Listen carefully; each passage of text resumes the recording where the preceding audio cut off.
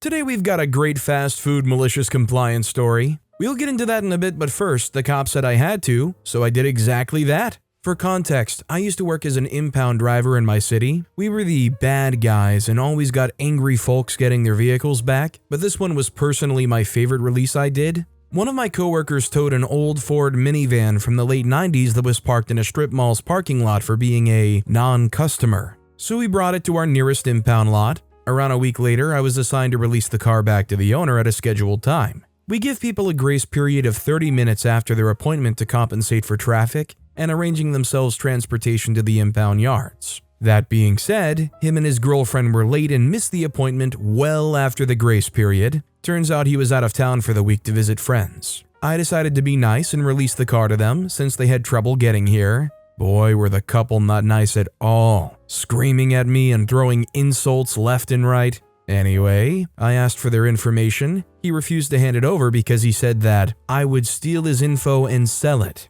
I don't know how he came up with that, but whatever. I told him that we don't do that and that it's for paperwork in order to release the car. He made threats to me and said that he would ram my work truck out of the way with his van. I drove a Ford F450 with a wrecker on the back. There's no way he would be able to. We went back and forth for a good 10 minutes, saying I couldn't release his car without it, and he would have to leave and reschedule for a later time. He said, "Then I'll just stay here then until you give me my crap," and proceeded to call the police. They arrive after some time and it's well past my shift and I wanted to go home. The officer gets both of our sides of the story and ended up saying, "Just release the car, dude." Tired and wanting to go home, I said, "Fine." But it goes against policy and he would be charged for the time he wasted, which was about an hour at this point. The officer was satisfied with that answer and told the angry owner. Still angry, he yelled out to me, "And I want the exact price of what I owe, not a penny more."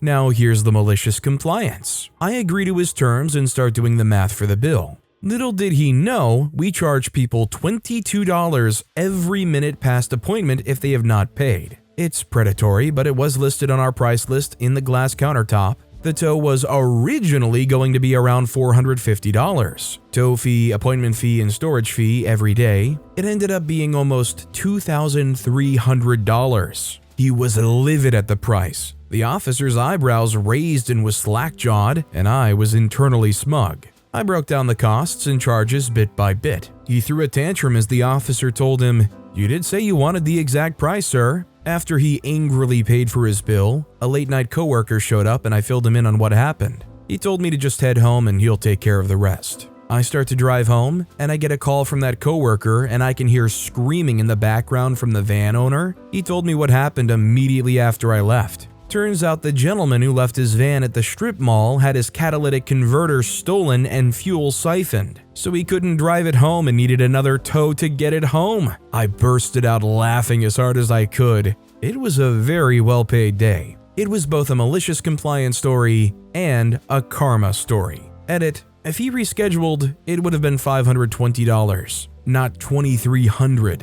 I want to enjoy this malicious compliance story, but that pricing is so predatory. $22 every minute? And chances are, a lot of these people who end up having their vehicles towed are probably going to be mostly people that aren't well off. So just imagine you show up 10 minutes late and you have to pay another $200? I mean, as much as I want to be like, "Oh heck yeah, they got this guy," I'm just left like, God, what a scummy place. Also, hi, I'm Steven, and if you guys enjoy awesome stories of malicious compliance, why not hit those like and subscribe buttons down below? That said, our next story is cash only, you say? Tow truck story reminded me of my own tow truck malicious compliance a few years ago. I was living in an apartment with a small lot, and during the winter, if there was a storm, we were supposed to move our car to the street for the plow. Usually we would get an email and or text with a time to be out by. Usually. So one night, overnight, we get about 1.5 inches of snow. This is a place that gets a decent amount of snow, so no big deal. I wake up at a normal time, no text or anything. It's gonna be like 40 degrees and sunny, so it's gonna melt anyway. I figure, I don't need to bother moving the car, so I sit down to play some video games before I go to work. Around 10 a.m. or so, I hear the plow outside and say, "Ah, okay." Get my boots and coat on and get ready to go. I get outside. Plow is gone and people are starting to move back into the lot, so rather than move my car for the sake of moving it, I clear off the snow, grab my shovel, and clean out around the car where it got plowed in. Honestly, our plow drivers suck, so it was the cleanest spot in the lot. Go back inside for an hour or so, walk outside to go to work, and car is gone. What's that about? I didn't get any call or notification or anything. Nobody knocked on my door. I'm 99.9% sure it got towed, but I'm fuming, so I call the police non-emergency line to report it stolen. Police super helpful. I explain the situation and that it's probably towed, but I'm confused as to why it was towed. They say it's a civil matter, so they aren't going to charge anyone with theft, but they are at least able to locate where the car is. Tow shop across town, $15 cab fee, whoopee. Call the shop to confirm my car is there and see what the damage is, $180 cash only. This is like 2019 in the United States, so cash only is kinda weird, but I was working at a winery making tips, so I had a lot of cash saved for a rainy day, luckily. A quirk of that is that being a small place, oftentimes the tips are in small bills, and we usually don't have enough big bills to exchange them. So on a day I make $100 plus in tips, I leave with a lot of 1s and 5s. First, I tackle my change jar and count out $18 of loose change. Then I get the rest of the cash, as many 1s as I can,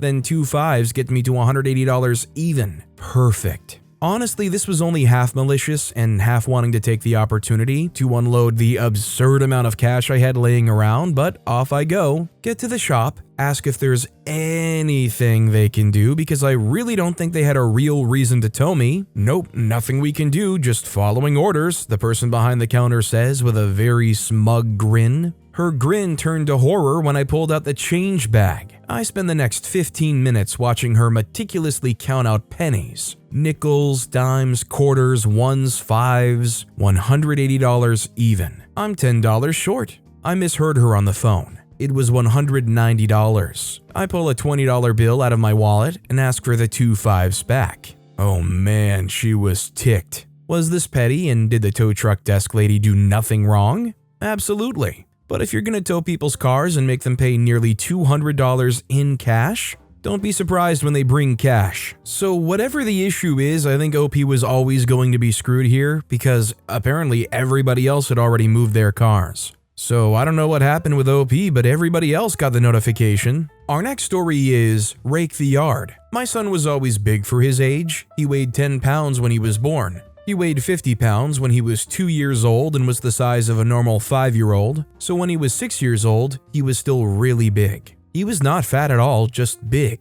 Anyway, we lived on the farm with my dad. One spring day, I had to go somewhere and left my 6-year-old son with my dad. They were going to do some yard work. Instead, my dad decided that it would be a better idea to have my son rake the front yard by himself and he could take a nap in his chair. My son didn't argue, he just waited for my dad to fall asleep. So my dad is sleeping in his chair and he hears the sound of a tractor and doesn't really pay attention because we live on a farm out in the country. But the tractor is getting closer. Then he looks out the window and there's my son on the tractor right next to the house. My son is waving at him and smiling ear to ear. My dad jumped out of his chair and went outside to see my son on the tractor with the hay rake raking the front yard. My dad just stood there dumbfounded watching. Then my son drove back to the pole barn and put the tractor back. He came up to my dad and said, "I'm done raking now, Dadu." My dad picked up the hand rake and asked why he didn't use it, and my son said, "You said rake the yard." "I raked the yard, you didn't how."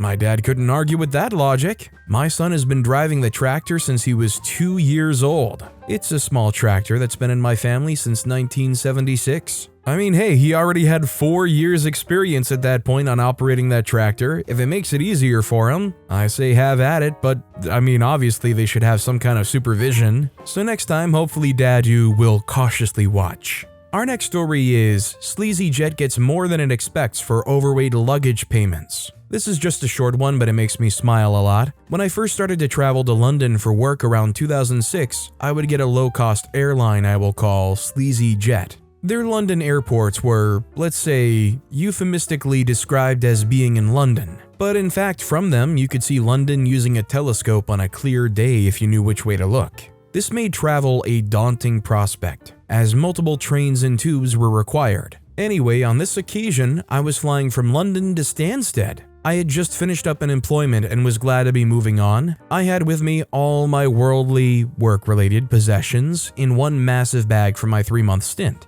Because it was everything, it was very heavy and I knew it would attract an additional expense to go in the hold, but was resigned to paying it. I got to the airport early, and since there were a slots arcade, I went and played starting with 100 British pounds, and in 2 hours I ended with 800 pounds, mostly in £1 coins. This was before payout machines issuing paper money. I was now even more weighed down. I then went to check my bag and got the good news that it was going to cost me 330 pounds extra. You could see their satisfaction with catching another overweight hold bag. They were shocked when I agreed to pay and gave them 330 pounds in £1 coins. Everyone was compliant. To this day, the shock on their faces still gives me a warm glow. Not only did that place end up losing money on the slots, there wasn't even really technically a net gain as long as they're the ones that own and operate the slots. I mean, after everything, the airport was just out, what, 400 pounds? I love that OP walked in there, played the slots, had to pay a 330 pound bag fee, and still came out with around a 400 pound profit.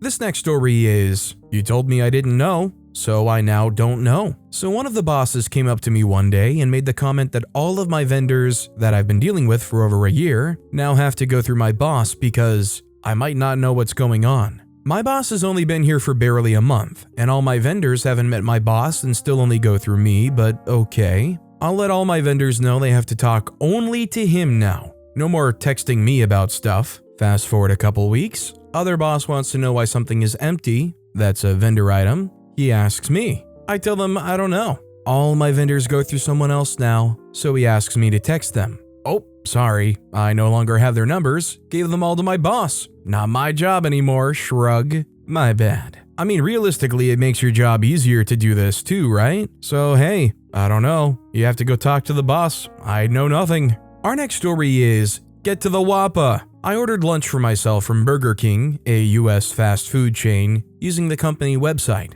They have a corporate deal with DoorDash for delivery, so a dasher brought me food. There was a problem with my order, a missing drink. Clickety clickety, I reported the missing drink to the website and enjoyed my lunch, but not as much as I would have enjoyed it with a delicious drink. Ding! I get a mail from Jay at BK. Hi, I'm Jay. Sorry about your food. I'd like to give you a $15 food credit. Would that make it up to you? Did you see that? Right there, that was it. I thought about it for 6, possibly as many as 7 picoseconds, and replied, heck yes, Jay. Send me the coupon for free food. Freed me, baby. And shortly afterwards, a coupon appeared in the Your Offers part of the website. I'm a fairly frequent flyer at BK, so I was happy until I realized that 1. Lunch for one person costs $10 to $15 base, without the service charges and delivery fees. 2. The $15 coupon is applied to the base amount. 3. There is a small order charge that is applied after the coupon. Like, we took $15 off, but we're adding $2.50 back on because freak you. 4. There is a minimum base charge for delivery of $5 beneath, which they won't deliver at all. So Jay got me. Offered me $15 for a missing drink. I've seen 5 for the same issue before, so I thought I was #winning. I took it and realized too late that I couldn't use it to order a meal and save money. Well played, Jay. Well played. I mean, you're definitely going to get played if you want to try to save any kind of money and also do DoorDash delivery. The real play here is you save it for the one time you're actually in a position where, like, maybe you're on the way home and you can swing in and pick the order up yourself and you just pop in the pickup mobile order. That way you don't have all these little fees and delivery expenses and whatnot. But yeah, if you just stick to that delivery fee, they're definitely going to screw you over on that. But definitely the most scummy thing is them having a small order charge. I don't know if that's because of BK or because of DoorDash, but charging you an extra $2 to $3 because your order wasn't big enough? That gives me ideas of giving them certain kind of hand gestures. Definitely doesn't make me want to get to the Whoppa. But with that being said, that's all the time we have for today. Now, if you want to hear another awesome malicious compliance story, check out that video on the left. Or if you missed my latest video, check out that video on the right. That said, I'll see you all next time with some more stories.